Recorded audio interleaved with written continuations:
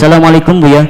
Waalaikumsalam. Saya Indah dari Padang ingin bertanya, bagaimanakah cara berwudu orang yang sudah tua, sudah 80 tahunan, susah berjalan kemana-mana pakai kursi roda karena lututnya sudah lama sakit, dan kalau berwudu pun juga susah karena lututnya tidak bisa ditekuk untuk berwudu.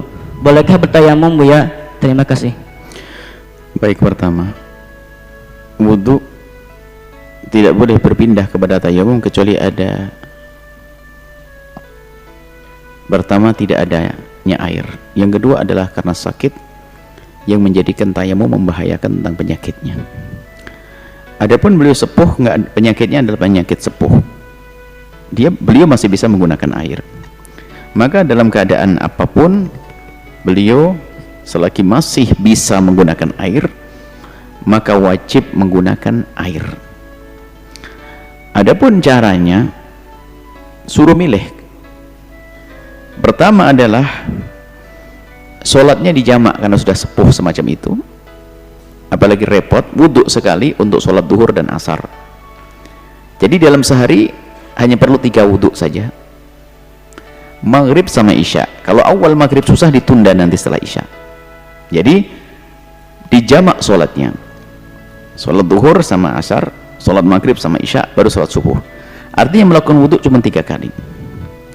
Kemudian dan wudhunya jika tidak bisa, maka diwudhukan oleh orang lain. Diwudhukan, bukan orang lain mewakili wudhu, enggak, diwudhui, diambilkan air, diwudhui, kemudian diajari sholat, melakukan sholat dengan jamak jika ada orang. Nah, nanti permasalahannya adalah jika beliau hidup sendiri, kalau masih ada orang lain membantu, dan membantu adalah pahala.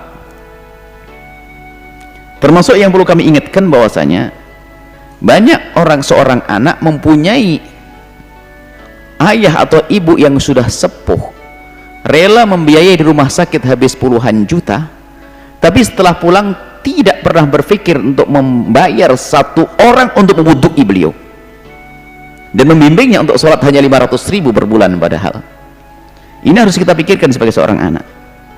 Kalau memang Anda tidak bisa mewudhukan orang tua Anda bisa bayar. Setiap kali wudhu mewudhukan adalah 10.000, 15.000, luar biasa. Kalau Anda punya uang, kalau tidak Anda melakukan sendiri, itu lebih istimewa pengabdian kepada orang tua. Jika ini masih bisa, jadi dianggarkan dong untuk orang tua, bayari orang, diajari yang lembut supaya mereka tidak tersiksa, beliau tidak tersiksa, dan insya Allah tidak tersiksa untuk melakukan. Bahkan sedih di saat mereka tidak bisa melakukan sholat, akan tapi beri kabar gembira, sholat ternyata mudah. Wudhu, diwudhukan, wajahnya dibasuh, tangannya, kakinya dibasuhkan sama orang karena tidak bisa.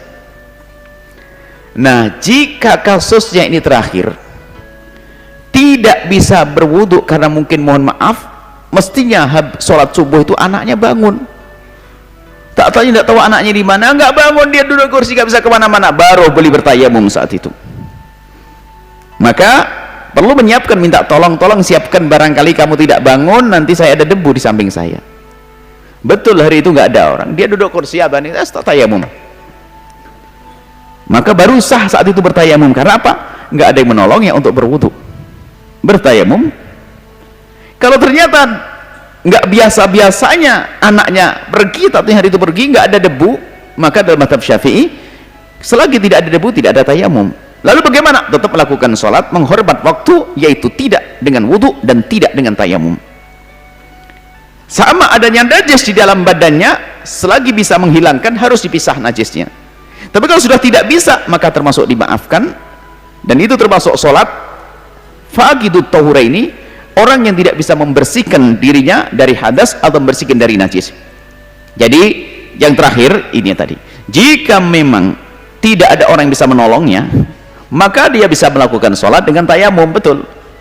Kalau ternyata tayamum juga tidak ada debu, maka dia melakukan sholat tanpa tayamum, tanpa wudhu, cukup melakukan sholat.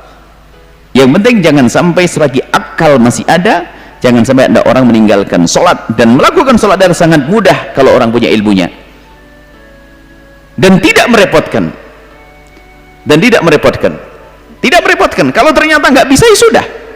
Tapi tadi kan kasusnya kita baca dari awal, kalau masih bisa begini, bayar orang untuk mewudukkannya, dan bayarnya pun memang kita punya duit. Nggak punya duit, ya sudah, nggak punya duit, nggak ada yang memewudukkannya, sudah, maka dia bertayamum, sah. Tayamum pun nggak ada, kurang mudah apa? Nggak ada debu, ya sudah, langsung melakukan sholat dan tidak dosa di hadapan Allah dan dapat pahala. Nanti kalau mudah lagi atau sehat lagi, nggak mudah lagi, jadi sudah selesai. Yang penting jangan sampai ada orang berani meninggalkan sholat dengan tenang, dalam keadaan apapun sholat harus dilakukan. Cuman caranya beda-beda di antara orang dengan orang, sesuai dengan udzur yang datang kepadanya. Itu saja. Wallahu a'lam bishawab.